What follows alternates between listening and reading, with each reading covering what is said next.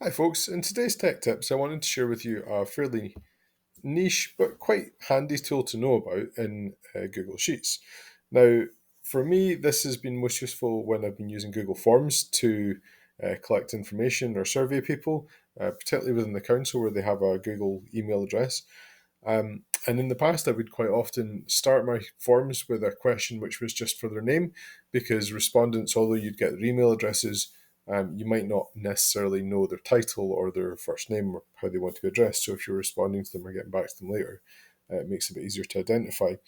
And at the end of the day, when you make a form, you want it to be as quick and easy to complete as possible. So everything less that you need to ask people is a bonus.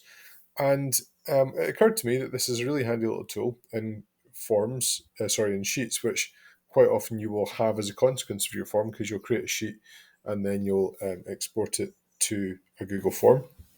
And it's called People Chips.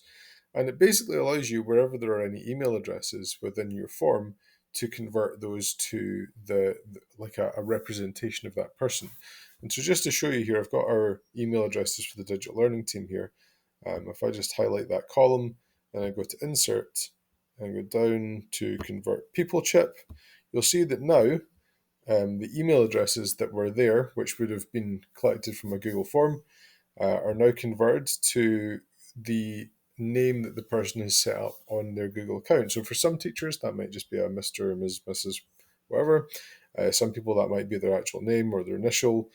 And in any case, when we hover over these, as well as actually just showing the name, you'll see that it's kind of a link to that person's details. So that for Mr. Edwards here, I can see his email address there, but also I can look at the options down at the bottom. I've got opportunities to message him or to start a Google Meet or even schedule an event with him. And at the top here, I can add them to my contacts. So it's a really handy thing to be able to do, just to quickly convert those email addresses just to names. You'll see over at the side here that it says those people don't have access to the document. So if you wanted all of the respondents to be able to access your sheet, you could quite easily quickly share that all in one go. So something that you probably won't use very often, but I found it useful on a couple of occasions. It saved me a few minutes here or there, and it's also saved me having to necessarily ask for people's names and forms, which I think is always a bonus.